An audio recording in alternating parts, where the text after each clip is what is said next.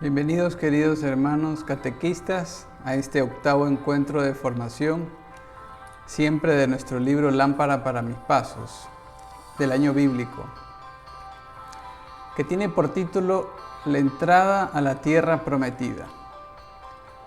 Como ya sabes, después del Pentateuco, la historia continúa con el libro de Josué, el cual nos cuenta cómo fue la entrada de Israel en la tierra prometida.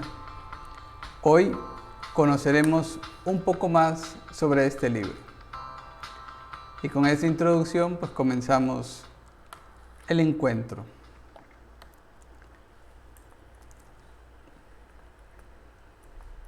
Hoy vamos a tener la entrada en la tierra prometida.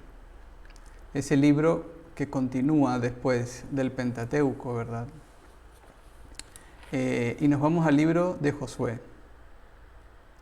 En el libro de Josué aparecen datos muy curiosos, muy hermosos, que van hilando la historia bíblica, la historia de la salvación, esta promesa de Dios que le había hecho a Abraham, que luego fue continuada por Moisés y que ahora comienza este libro precisamente con la muerte de Moisés.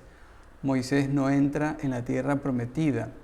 Quien le va a encargar esta tarea va a ser a Josué. Casi que le decían el nuevo Moisés a Josué. Y un dato muy curioso, solo para que lo sepan, que así como Moisés decíamos que es imagen de Cristo, Cristo es el nuevo Moisés, el amigo de Dios, el que habla cara a cara. Lo mismo Josué va a ser esta imagen de Cristo. El mismo nombre Josué tiene las mismas consonantes que en el alfabeto hebreo. Está muy similar a Jesús. José, Josué, Jesús, pues dicen casi lo mismo, ¿no? Entonces, la entrada a la tierra prometida, el libro de Josué, dos cosas narra básicamente este libro. Primero, narra la posesión de la tierra prometida y el reparto de la tierra de Canaán entre las tribus de Israel. Estos dos detalles son los que van a abarcar prácticamente todo el libro. Cómo toman posesión de la tierra y luego cómo es repartida esta tierra de Canaán entre las tribus de Israel. Acordémonos que fue en el Sinaí cuando Dios le dio los mandamientos y la ley, cuando esta gran familia se constituye como un pueblo y se organiza, y efectivamente están las tribus, los descendientes de cada hijo de Israel, de cada hijo de Jacob, está bien definida. Y siempre esta conquista es gracias a la intervención de Dios y la fidelidad del pueblo que logran conquistar la tierra. Pero siempre tiene una lectura de que es Dios en el fondo el que está haciendo eso. O sea, no es sencillamente la fuerza del pueblo de Israel el que va a conquistar, sino es una obra de Dios. Eso es lo que se va viendo en cada hoja de este libro, ¿no? Y entonces hay ciertos detalles que en el encuentro no se ven, pero quizá los reviso así rápidamente. Cuando ellos van a entrar, ¿verdad? El Señor, por medio de Josué, les dice que obedezcan a la Torá, ¿no? Que obedezcan, que sean fieles. Y manda unos espías. Y ahí está este famoso episodio de Rahab, que era esta mujer que permitió tener ese signo, ¿verdad? Para poder entrar en la tierra prometida. Esta mujer que luego se va a convertir y casi que va a formar parte del pueblo de Israel. Luego cruzan el Jordán, eso ya vamos a ver, el paso del Jordán, cómo se abren las aguas, como cuando se abrieron al pie del Mar Rojo, cuando estaban huyendo de los egipcios. Entonces, este paso es muy importante, el paso del Jordán. Vemos en la imagen de aquí arriba que están el pueblo apenas en la orilla cruzando primero el Arca de la Alianza. Es importantísimo este detalle. Siempre precede el arca de la alianza, que es la presencia de Dios en medio del pueblo, ¿sí? Entonces cuando van de camino, cuando se establecen, se organizan siempre alrededor del arca de la alianza. Y la van escoltando pues la tribu que está encargada del cuidado del Señor, del templo, del arca, ¿verdad? Lo que luego va a ser el templo, que va a ser la tribu de Leví. Y entonces, así como cruzó el Mar Rojo, ahora se separan las aguas del Jordán. El arca de la alianza preside la entrada. Entonces, claro, este paso del Jordán sigue siendo una imagen del bautismo, así como lo fue el paso del Mar Rojo, ¿no? Cristo se abre en medio de las aguas mortales para sepultar ahí la vida pasada y dar paso a una vida nueva. Entonces, este paso del Jordán, siempre el arca lleva la delantera, ¿no? Siempre el arca lleva la delantera. Es la presencia de Dios. Que eso nos quede siempre claro. El arca, el templo, siempre es el centro en el pueblo de Israel. Entonces, hay unas batallas cuando van entrando. Hay una toma de Jericó primero. El primer pueblo al que van a conquistar va a ser Jericó. Es la primera ciudad en ser conquistada. Encabezando el arca de la alianza, el pueblo rodea por 6 días la ciudad amurallada. Entonces está esta imagen en que el pueblo dice, por 6 días están rodeando la ciudad amurallada. Jericó tenía unas murallas muy grandes, era una ciudad muy fuerte. Dice que al 7º día los israelitas rodearon la ciudad 7 veces y al final de la 7ª vuelta los sacerdotes tocaron la trompeta. Dice, y todo el pueblo gritó al mismo tiempo. La muralla se derrumbó y tomaron posesión de la tierra. Entonces esta es una imagen muy sugestiva de todo lo que es el poder de Dios a través, ¿no?, de nosotros, ¿verdad? Dice, unos giros, unas trompetas, un grito y se derrumba la muralla, ¿no? Y esto pues nos puede hacer pensar cuántas murallas, es lo que siempre habla el Papa Francisco, que en vez de hacer puentes hacemos murallas, hacemos paredes para dividirnos. Entonces siempre va a ser leído como un don de Dios.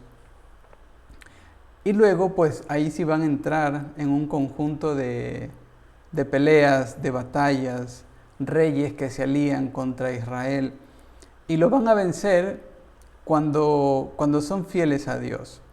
Pero cuando hay algún hito ahí que comienza a quedarse con cosas de los pueblos conquistados, idolatrías, con botines que se llaman, cuando conquistan una tierra se quedan con posesiones de la tierra conquistada, en el fondo van a ir perdiendo. Entonces se ve esta relación de mi fidelidad a Dios me ayuda para que Él actúe eficazmente. Pero cuando yo soy infiel y trato de refugiarme, buscar, atrapar cosas, quedarme con, ¿no? Cuando es el Señor nuestra máxima riqueza, entonces el pueblo pierde batallas, se arrepiente y triunfan. Esta dinámica se la ve constantemente. Hay una pregunta que podría ser un poco interesante. Hay muchas guerras y uno podría pensar, ¿y esto Dios lo permite, lo quiere? Dice, en algunas partes se ve que los israelitas quieren exterminar totalmente con los habitantes de esta tierra de Canaán, pero a veces dejan ciertos sectores con gente propia del pueblo. El peligro es que se pueden mezclar con su propia cultura, se pueden mezclar con esa cultura idolátrica. Solo para mencionar 2 cosas, había una corrupción moral muy grande, corrupción moral de sexualidad, de vicios, y también hacían sacrificios a niños. eran dos cosas que la tierra de Jericó lo hacía, era parte de su cultura, era parte incluso de su relación casi que con Dios, sacrificar niños, ¿no? Entonces el pueblo tenía la conciencia de que tenía que destruir todo, todo al alcance, todos los pobladores, todas las cosas que estaban manchadas con la idolatría. Pero sin duda que la lectura que tenemos que leer, la lectura que tenemos que interpretar a partir de eso, se podría interpretar como una especie de justicia sobre la maldad humana. No es que Dios pida la sangre del enemigo, ¿no? Pero sí, por decir así, la pureza del pueblo, la justicia sobre la maldad, ¿no? En el fondo la maldad no tiene la última palabra. Y entonces hay como una especie de lectura que podríamos decir que no está explícitamente en el libro, pero que eso nos puede ayudar a nosotros. Uno puede leer el libro y uno puede decir, pero tanta sangre, pero tanta pelea, pero tanta guerra, ¿no? Entonces es de alguna manera hace evidenciar la justicia de Dios, la justicia divina, sobre la maldad humana. Por último, está la distribución de la tierra. Son estos 3 puntos que se ven en el libro. La distribución de la tierra. Conquistada la tierra prometida, se narra la distribución del país entre las tribus. Pero hay una tribu que no tiene su propia tierra, que es la tribu de Leví. Esto significa que está llamada a servir siempre al Señor en el templo. El Señor es su heredad. Existe una pertenencia exclusiva de la tribu a Dios. Y esto, claro, cuando Josué estaba repartiendo la tierra, pues los levitas, los descendientes de Leví, un hijo de Jacob, de Israel, no estaban en la lista. Entonces casi que le reclaman diciendo, ¿y nosotros dónde vamos a vivir? No nos des una provincia entera, pero sí danos algunas ciudades donde nuestras familias puedan estar. Porque era una tribu y las tribus eran grandes. Todos los descendientes de Leví, que se iban a ocupar siempre del culto del Señor y que luego se van a ocupar del templo, ¿no? Luego va a aparecer esta familia sacerdotal. Entonces esto es tremendamente hermoso porque ya en los Salmos se ve, Señor, tú eres mi heredad. O sea, no tengo una tierra, no tengo un dominio donde asentarme, ¿no? Sino que tú eres mi heredad. No necesito otra cosa, ¿no? Necesito de ti, de tu providencia. Incluso los levitas, al no tener tierra, ¿qué quiere decir que no tengan tierra? Pues que no pueden tener cultivos, que no pueden cultivar precisamente su propia comida. Y eso significa morir. O sea, no tener tierra es significado de morir. Pero los levitas habían de ser mantenidos, por decir así, de la providencia de Dios, con la ayuda de las ofrendas del pueblo, ¿sí? Las ofrendas de la gente, porque se iban a ocupar del Señor. Entonces aquí esta entrega o pertenencia exclusiva de la tribu a Dios, pues la van a tener los sacerdotes de la antigua alianza, ¿no? Los descendientes de Aarón. Y que luego, pues en el Nuevo Testamento, nuestro Señor va a hacer prácticamente lo mismo con sus apóstoles. Y luego con los sucesores de los apóstoles, los sacerdotes, ¿no? Que uno no tiene una tierra propia, un piso bajo los pies sobre el cual dice, esta es mi tierra, ¿no? Esta es mi casa, estas son mis cosas, esta es mi heredad, ¿no? Estos son mis bienes. No, en el fondo nuestro Señor nos está pidiendo lo mismo que a la tribu de Leví, que es un desprendimiento de las cosas materiales para poder dedicarnos al Señor. Entonces, ¿cómo uno puede interpretar esto? Pues así, con el testimonio del Nuevo Testamento, con el testimonio de los apóstoles, de los sucesores de los apóstoles, los sacerdotes. Esa pertenencia exclusiva al Señor que hace que tengamos una relación especial con Él, ¿no? Seamos propiedad exclusiva del Señor al servicio de Él, al culto de Él. ¿No? Dice que el libro termina con unos discursos por parte de Josué al pueblo, animándolos a ser generosos con Dios. Al mismo tiempo les muestra la generosidad de Dios. Les muestra la generosidad de Dios y que se libren de la idolatría, que se libren de los dioses, que sean fieles. Si no, el juicio divino de la tierra será el exilio, ¿no?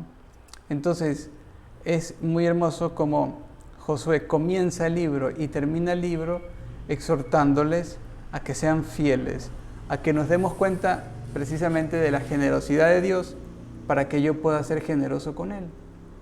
Entonces, bueno, con esta corta explicación, leer el libro, empaparse un poquito más de las aventuras que hay en él, pues nos pueden hacer mucho bien. Nos vemos en el siguiente encuentro. Dios les bendiga.